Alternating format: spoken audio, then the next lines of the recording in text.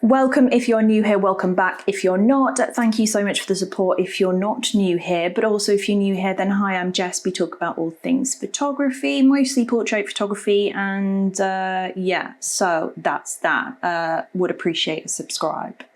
Today we're here to talk about metering because I've been asked about this multiple times. It's hit the request box a few times as well, and therefore it's about time we covered it off.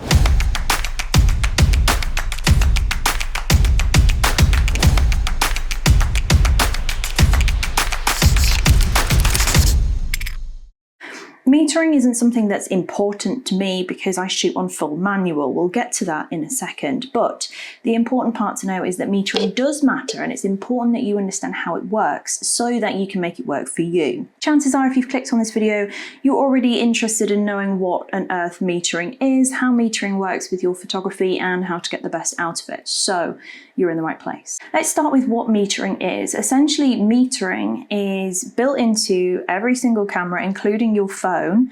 And what metering does essentially is it reads the entire scene and makes a decision on what settings to put the camera at to make sure that the exposure is good.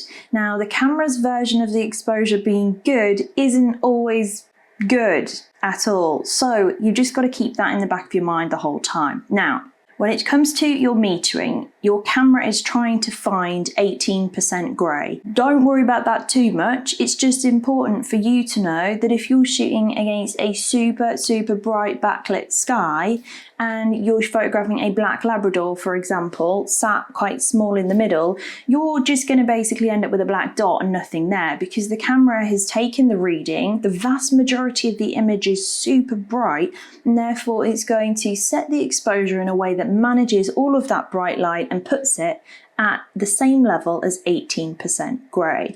That means that it will underexpose the sky to basically make sure that the exposure is its version of correct. That's what metering is. So it's important that you know how metering is working and what's happening inside the camera. Essentially, you half press your shutter, the camera reads the entire scene, makes a call on the settings to go with, and then you shoot your shot.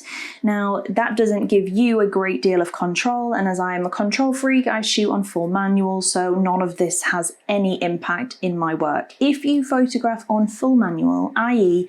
nothing is up to the camera at all, apart from focus, that means basically that metering isn't important. Don't worry about it and forget anything that I just said. If you shoot on something auto, that could be auto ISO, it could be aperture priority, it could be shutter priority, it could even be full auto, I don't care. But if you've got something on auto, your camera is going to be using that metering to make the decision for the bit that is automatically decided. So in terms of your metering, that's when you need to be concerned about it. It's when you are leaving the camera to make a decision in the settings, which is fine. There's a time and a place for everything.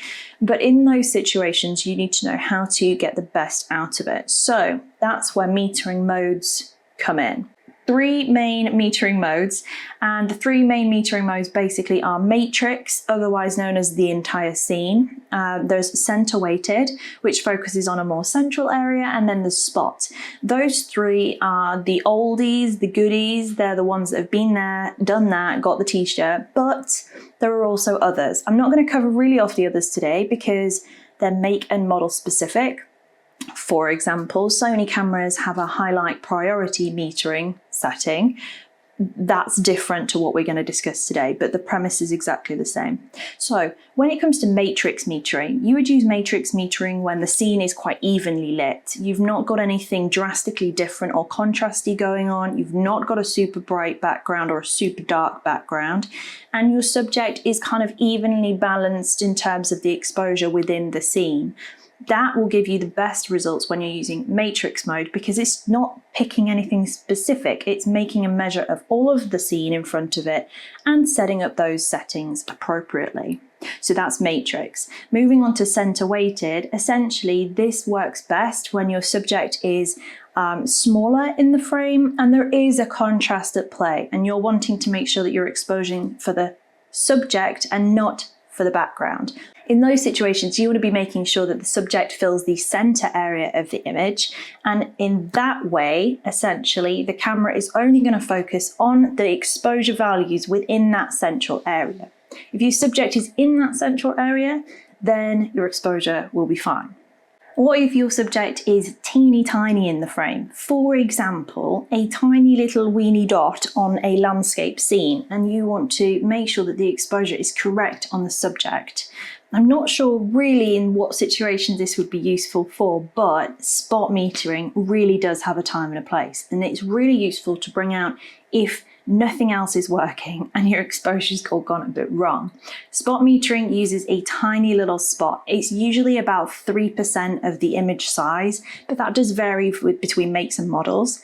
And what it does is it takes an exposure reading of that tiny little spot in the center of the scene and then sets the settings appropriately for that spot, so it ignores everything outside of that. Most of the time, when you're using metering, there will be a shift that goes a little bit too far from what you would have preferred.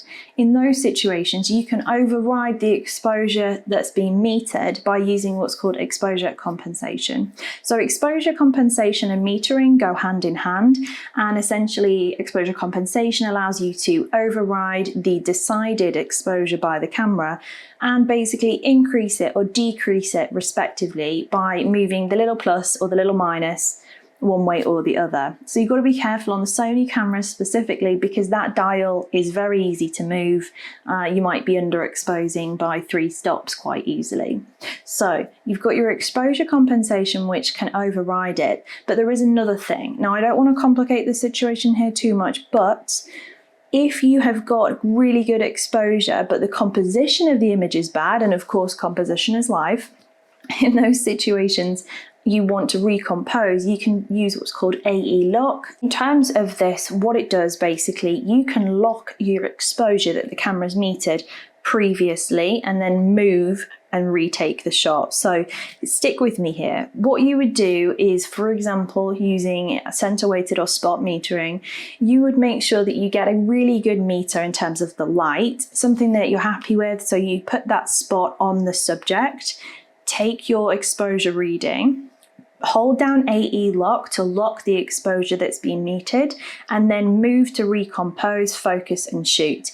In those situations, you kind of have the best of both worlds, but you do need to be adept at using your fingers, and it's worthwhile practicing. So like I've said at the start, metering really doesn't bother me because I don't use it, because I set all my exposures manually, but there is a time and a place, so it's worthwhile practicing.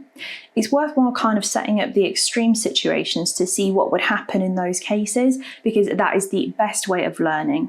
As always, you only learn through failure, so it's worthwhile making some mistakes along the way, because you'll remember it better next time. With that all said and done, that was this week's video, and I'll see you all again soon.